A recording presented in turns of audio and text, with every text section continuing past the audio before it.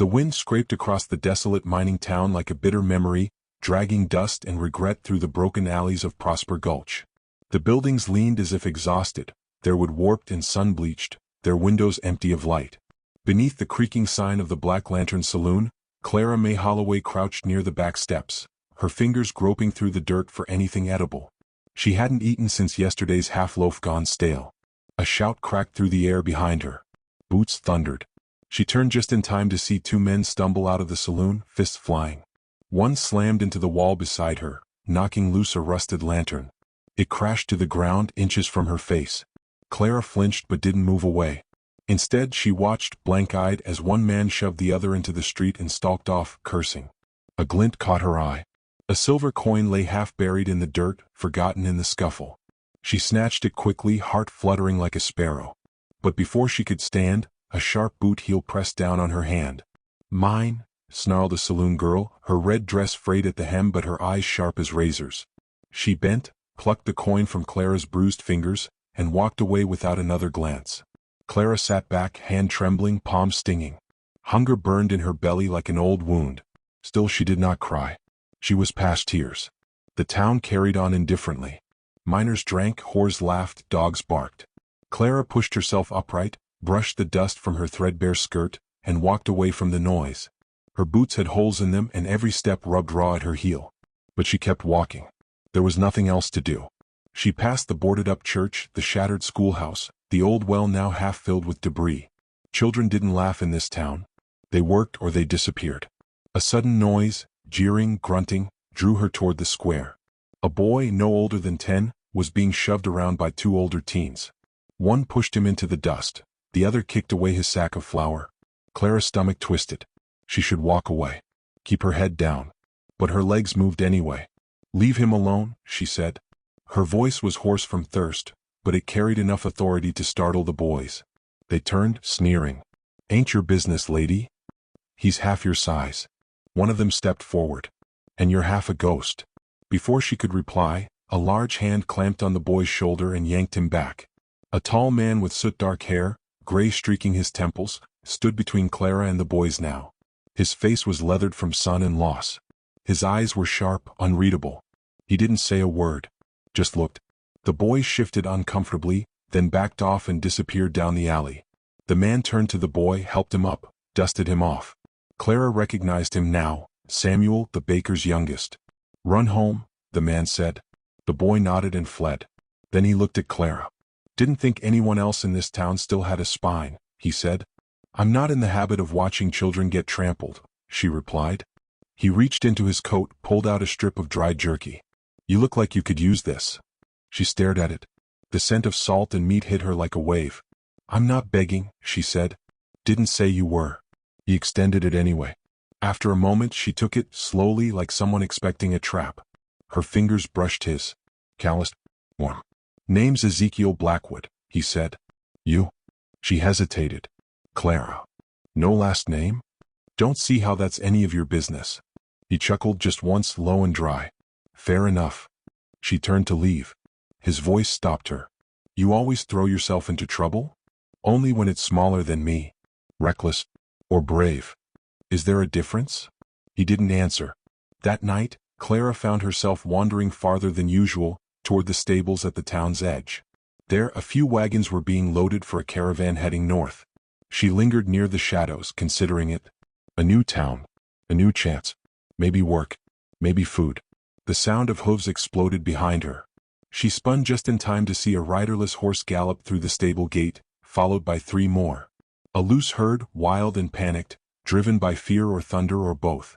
Her body reacted faster than her thoughts. She dove to the side but not fast enough. The nearest horse's flank grazed her shoulder, sending her spinning. She hit the ground hard, pain blooming in her ribs. Dust choked her lungs. She rolled instinctively as another horse thundered past, hooves a blur. Then a sharp crack, a gunshot. Then another. The horses screamed and slowed, ears twitching, nostrils flaring. Clara lay motionless, heart pounding like a war drum. A figure strode past her, rifle smoking. Ezekiel. He moved with purpose, each shot carefully placed, not to kill but to corral. The horses slowed, circled, finally stopped. Clara coughed and sat up. He turned to her, eyes scanning. You all right? She nodded, though her hands shook. I think so. You've got a gift for standing in the wrong place at the wrong time. Seems to be my specialty. He offered his hand. She took it. He pulled her to her feet with surprising gentleness. You live around here? He asked. I survive around here. He looked at her longer this time. Really looked.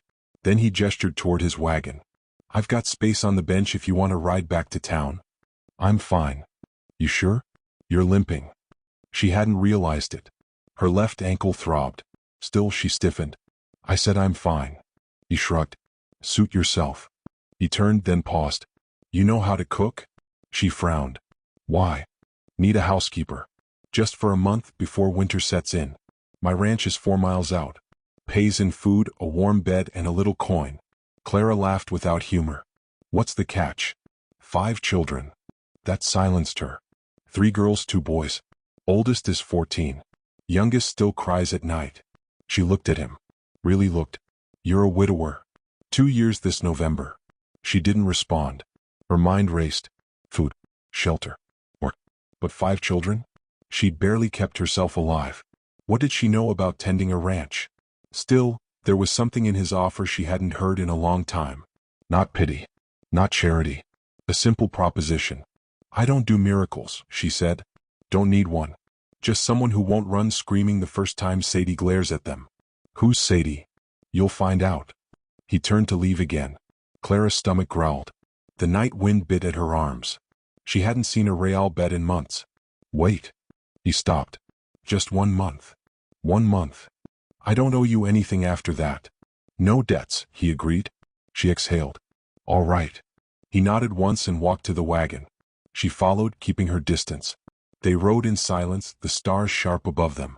The horses' hoofs thudded against the packed earth, rhythmic, steady. Clara wrapped her arms around herself, unsure whether it was the cold or the weight of the decision that made her shiver. As the town disappeared behind them, Clara risked a glance at Ezekiel. His face was unreadable, eyes focused on the dark road ahead. Not a savior.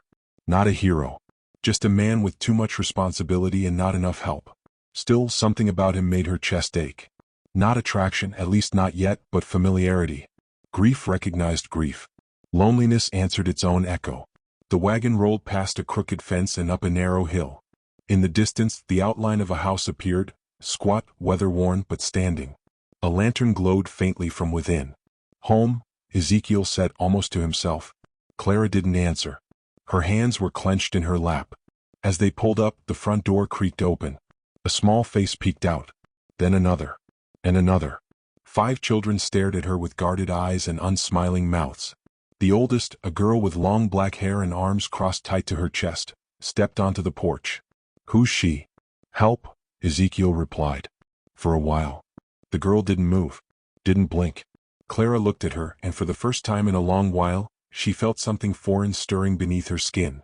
Possibility. You gonna stand there all night? The girl asked. Clara stepped off the wagon. Her knees ached. Her ribs throbbed. But her voice was steady. I suppose not. The door creaked wider. The wind stirred. The night was thick with stars and silence. Aunt Clara May Holloway walked into a house that wasn't hers, among people she didn't know, with no idea if she'd survive the month. But for the first time in a long while, she wasn't walking away. She was walking toward something. Maybe even hope. The first morning came with the sound of a rooster and the scent of wood smoke. Clara sat upright on the thin straw mattress, blinking at the beams above her. Her body ached from unfamiliar comfort, softer than the cold ground but stiff enough to remind her she didn't belong here. Not yet. The house was awake.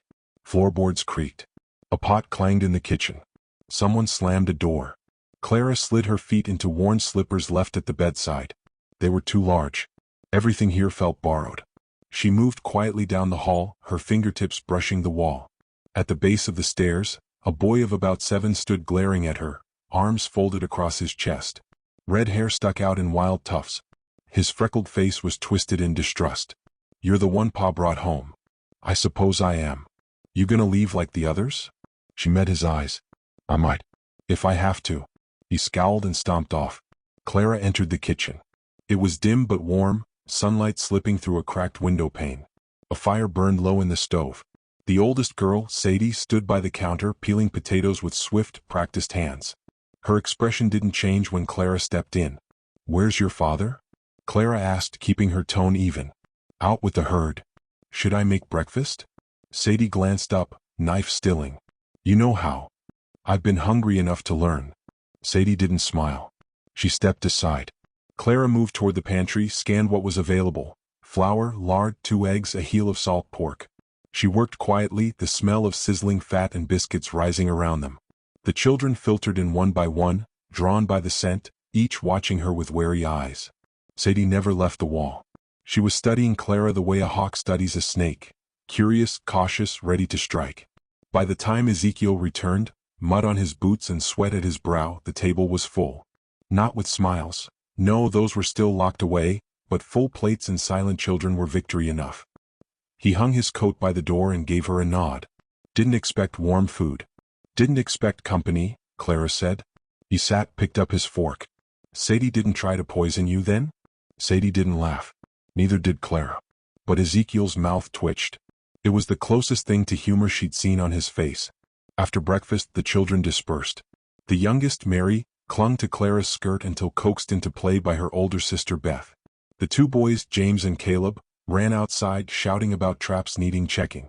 Only Sadie lingered, arms crossed, eyes narrowed. "You're not going to last." Clara paused, holding a wet dish. "Is that so?" "They all leave. Last one stayed 2 days. I'm not them." Sadie turned on her heel and left. Clara exhaled slowly. Ezekiel spent the rest of the day repairing a fence along the north pasture. Clara washed clothes until her hands ached and scraped lye from her nails. She scoured the root cellar, boiled potatoes for dinner, bandaged a splinter in James's palm, and mended a curtain torn by the wind. She didn't speak much. But the children watched her. Every movement felt judged.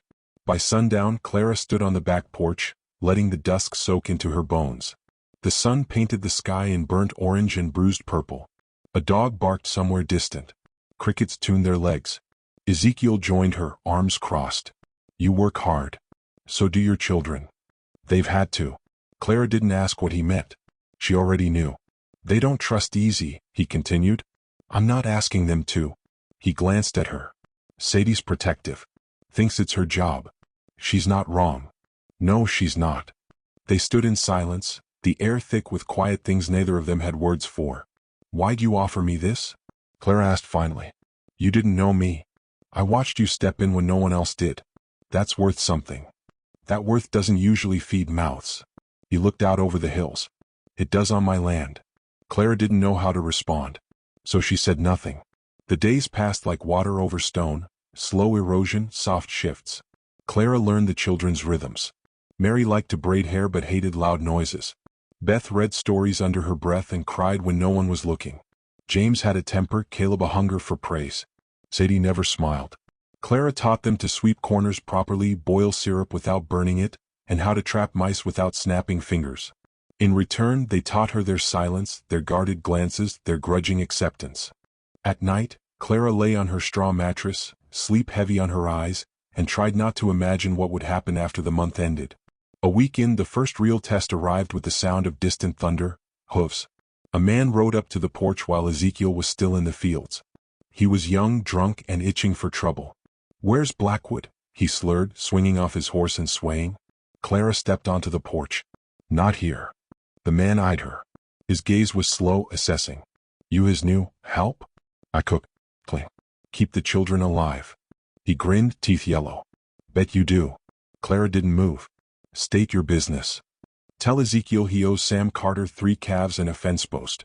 Or next time I bring friends. You'll want to leave now." He spat in the dirt, mounted his horse and rode off, kicking up dust. Clara stood still until the sound faded. Then she turned and found Sadie watching from the window. "Why didn't you yell for Pa?" "Didn't need to." Sadie stared at her. "He was bigger than you. I've faced worse." That night, the children were quiet around the table. Ezekiel listened as Clara relayed the encounter. His face darkened. "Carter's been sniffing around our land for months. Claims it used to belong to his uncle. He's looking for a fight. Then don't give him one. Hard to avoid when someone comes riding up drunk and armed. You have a rifle. So does he." Clara met his gaze. "Your children are watching. Every move." He said nothing. Just nodded once, the line of his jaw tight. 2 days later, Clara found Sadie outside, trying to carry a full bucket from the well. The girl's arms trembled, water sloshing over the rim. Clara stepped in, steadying it without a word. "I can do it," Sadie snapped. "I didn't say you couldn't. I'm not weak. I didn't say you were." Sadie blinked. "You're different." Clara smiled, faint and real. "So are you." They carried the bucket together. That night, Beth asked Clara for a bedtime story. The others gathered, skeptical but curious. Clara sat beside the fireplace and told them about a mule that outsmarted a banker in Missouri. It wasn't a fancy tale, but it had heart. The children laughed, softly at first, then freely. Even James. Ezekiel watched from the doorway. He didn't interrupt. When the fire burned low and the children were asleep, Clara lingered on the porch again. Ezekiel joined her, as he often did. "They're changing," he said. "So am I." He studied her in the moonlight. "Where were you before this?" "Everywhere I wasn't wanted." He nodded as if he understood too well. The wind rustled the dry grass. Somewhere a coyote howled. "You could stay," he said. Clara turned. "You said a month." "I did. That hasn't changed." "No." She looked away. Her voice was quiet. "But I'm not ready to go yet." "Then don't." She didn't answer. Just sat beside him, the silence between them no longer heavy but honest. As the stars blinked above and the land settled into sleep, Clara felt something unexpected. Not safety, not yet, but something like the shape of it. The outline of belonging, sketched in shadows and firelight. And for the first time she began to wonder what it might feel like to stay. The first snow fell in the night, silent and sure, cloaking the plains in ghost-white quiet. When Clara opened the door that morning, the world outside looked like it had been erased and redrawn, clean lines, soft edges. For a long moment she stood in the doorway barefoot, arms wrapped around herself, letting the cold nip at her skin. Behind her the house stirred awake. The fire cracked in the hearth. Footsteps thumped on the stairs. It had been 3 weeks since Ezekiel offered her shelter. 3 weeks of hauling water, boiling stew, and repairing broken fences alongside children who now smiled without being coaxed.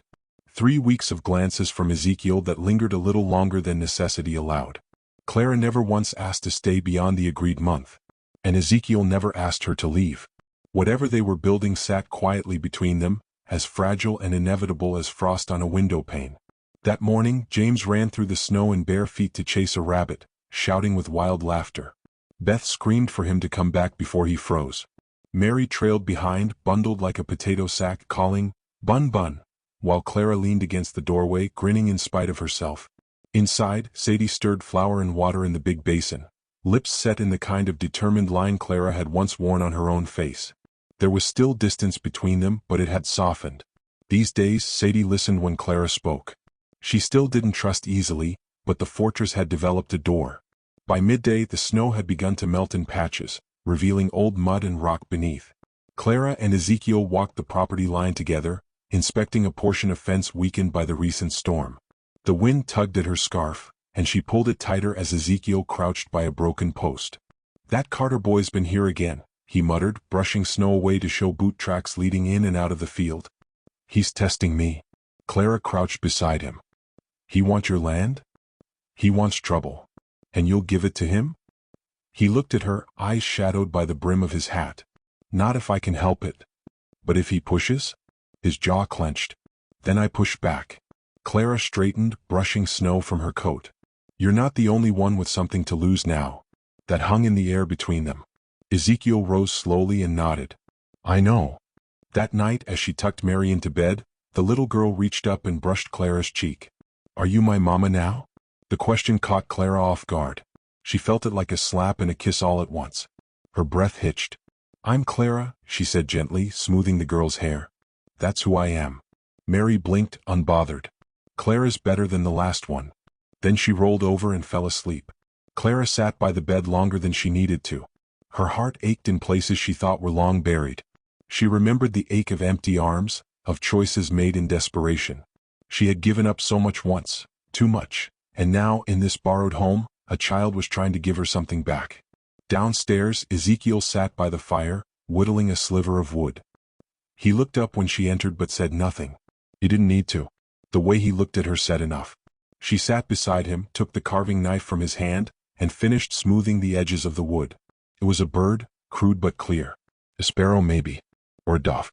It's not much, he said. It's something, she replied. And in that quiet moment the house didn't feel borrowed anymore. But peace like snow rarely lasts. The next day brought smoke. Clara smelled it before she saw it, bitter, acrid, wrong. She ran to the porch just as James came barreling from the pasture, shouting, "Barn's on fire." The world tilted. Clara didn't think, she ran.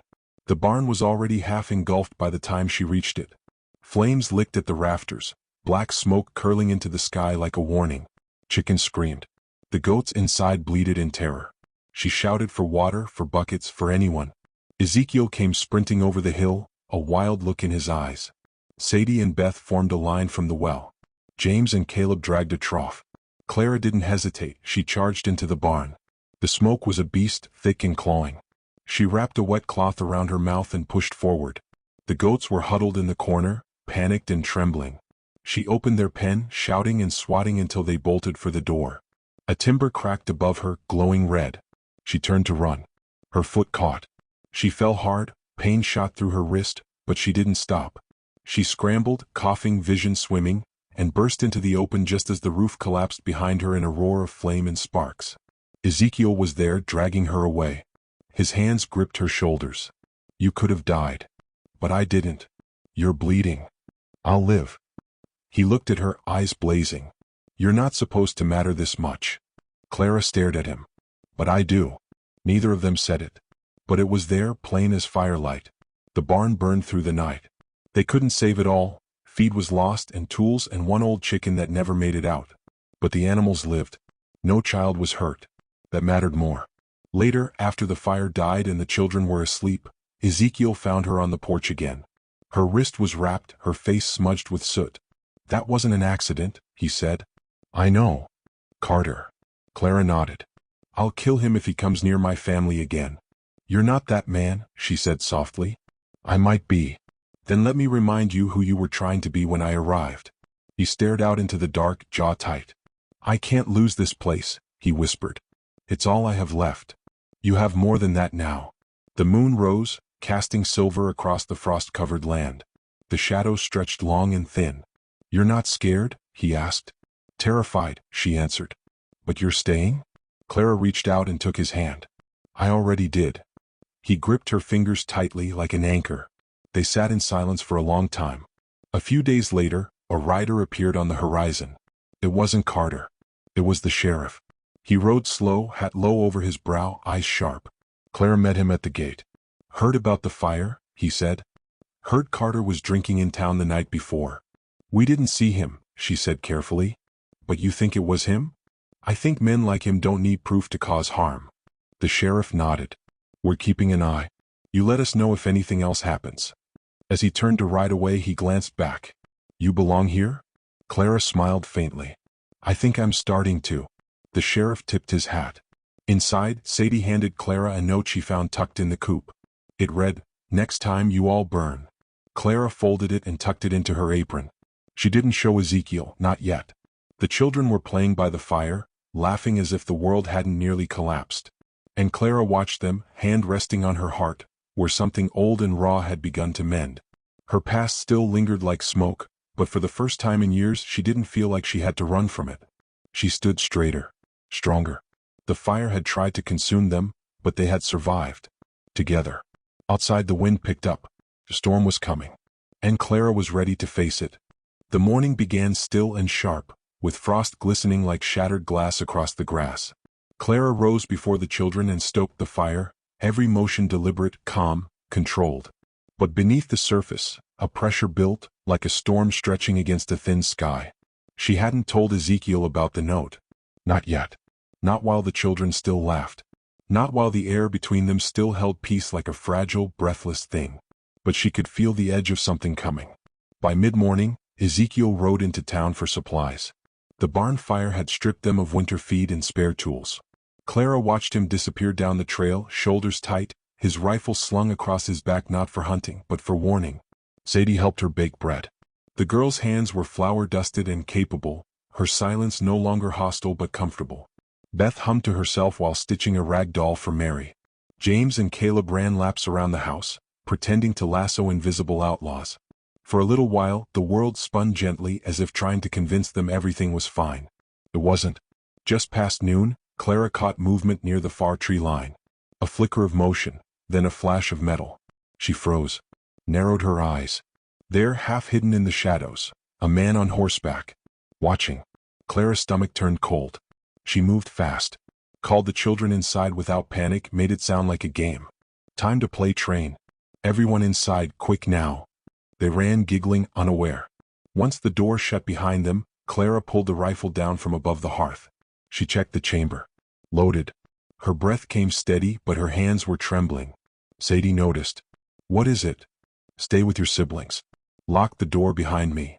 You're not going out there alone. I have to. No, Sadie's voice was steel now. If you're going, I'm going. Clara looked at her, really looked. The girl was only 13, but her spine was made of iron and stubbornness. Then do as I say, Clara said. Guard the inside. Protect them. Sadie nodded once, jaw clenched. Clara stepped outside, rifle in hand, heart pounding. The rider didn't move until she was halfway across the yard. Then, slowly he emerged from the trees. Sam Carter. He looked even meaner in daylight. Lean, sharp-eyed, lips curled in a sneer. He held the reins with one hand, the other resting near his holster. Afternoon, miss, he called. Didn't expect a welcome committee. You're not welcome. He laughed. Seems like everyone keeps forgetting that. Clara didn't lower her rifle. You left a message. I did. You get it? I got it. Well, good. He smiled like a wolf. You're trespassing, all of you. This land belonged to my uncle. You're squatting on what's mine. It's Ezekiel's land. Has been for 10 years. Only, 'cause my uncle died before he could pay off his deed. Technicality. Still legal. Carter's grin twisted. You think a piece of paper's gonna save you out here? I think a bullet might. For a heartbeat, they stared at each other, two bodies wound tight with tension. I could burn the house this time, Carter said, voice low, deadly. With all of you inside. Clara took one step forward. And I'll make sure you never get off that horse. Carter's smile faltered. Behind her, the cabin door creaked open. Sadie stood in the doorway, holding Ezekiel's second rifle. She didn't speak. She didn't blink. Carter saw her. Calculated. This what you want, girl? He asked. You really want to point that thing at me? Sadie didn't move. I got friends, Carter said. I walk away now, I come back with 5 men. 10. Maybe more. Then we'll be ready, Clara said. You ain't got a sheriff that'll lift a hand. You think this ends well for you? I don't think, Clara replied. I fight. He looked between them, muttered something low, then spat in the dirt, yanked the reins and rode off. Clara didn't relax until his silhouette vanished into the horizon. When she turned back, Sadie was still standing there, rifle steady. You did good, Clara said softly. Sadie's hands began to tremble. That night, the tension returned to the house like a sickness. The children were quiet during dinner. Ezekiel came home and listened in silence as Clara told him everything. When she showed him the note, he crushed it in his fist. Enough, he said. Clara stood beside him. What will you do? Go to him. End this. You'll die. Maybe. She placed a hand on his arm. You said you wouldn't give him the fight he wants. He looked at her then, eyes full of all the years he'd carried this land like a burden, all the grief he'd buried in the soil, all the hope he hadn't dared name until her. If he threatens you again, Ezekiel said quietly, I won't hold back. Clara met his gaze. Then we don't let it get that far. She didn't sleep that night. She sat by the fire, rifle across her knees, waiting. Before dawn they came. 3 riders, dark shapes in the fog. No torches this time, just guns. Clara saw them first. She moved fast, waking Ezekiel, calling Sadie. The children were ushered into the cellar, the trapdoor closed and bolted. Ezekiel and Clara took the front. The men rode up slow, confident. Carter led them. His eyes gleamed. Thought I'd make it official, he called. Eviction notice. This is your last warning, Ezekiel said. Carter laughed. No, Blackwood. This is yours. He drew first. Clara fired before she even thought. The shot cracked the dawn open like thunder. One of Carter's men dropped from his saddle, screaming, clutching his leg. The horses panicked. Ezekiel shot the second man's hat clean off. He turned tail and galloped into the trees, shouting curses. Carter dismounted, firing as he ducked behind a tree stump. Bullets splintered the porch post inches from Clara's head. She returned fire. Miss. Ezekiel flanked left, moving like a man who had seen too much war and buried too many ghosts. He caught Carter's arm with a shot, spinning him backward. Carter shrieked. "Drop it!" Clara shouted. But Carter snarled and lunged forward, raising his pistol with shaking hands. A sharp crack split the air. Carter jerked. His pistol clattered to the ground. He turned, eyes wide in disbelief. Sadie stood behind him, rifle raised, face blank. Blood bloomed across his chest. Carter dropped to his knees, then collapsed. Silence. The wind blew cold across the field, carrying away the last echoes of violence. Sadie stood motionless, still holding the rifle. Clara ran to her, caught the gun before it fell from the girl's numb fingers. Sadie collapsed into her arms, trembling. "I had to," she whispered. "I know," Clara said, voice thick. "You saved us." The sheriff arrived an hour later. The man Ezekiel had winged was found tied to a tree by Ezekiel's rope, crying about ghosts and witch women. The other had vanished into the hills. The sheriff nodded grimly at the scene. "Looks like self-defense." "It was," Ezekiel said. Clara didn't speak. She was still holding Sadie, whose breathing had finally started to slow. When the sun rose fully, the light fell over the field like gold poured from heaven. The blood had soaked into the earth. The danger was gone. And yet, something heavier remained, something righteous. A final reckoning. Later that day, Clara stood at the edge of the pasture, watching the horses graze. Ezekiel joined her, hands in his pockets. "I buried him out back," he said. "No one'll come looking." She nodded. "Good." He looked at her. "You're not going anywhere." It wasn't a question. She took his hand. "No, I'm not." His thumb brushed across her knuckles. "What now?" he asked. "Now we heal," she said. "And then we live." Inside the house, laughter returned. Beth sang as she brushed Mary's hair. Caleb chased James through the yard. Sadie sat by the fire, silent, but this time not broken. Stronger. And Clara, once a woman shaped by hunger and silence, stood tall on soil she'd helped defend. Not a guest. Not a drifter. A mother. A partner. A survivor. The house would need mending. The children would need years of gentleness. Ezekiel would need time to let go of grief's last roots. But they were all still here. And that, Clara thought, was more than enough.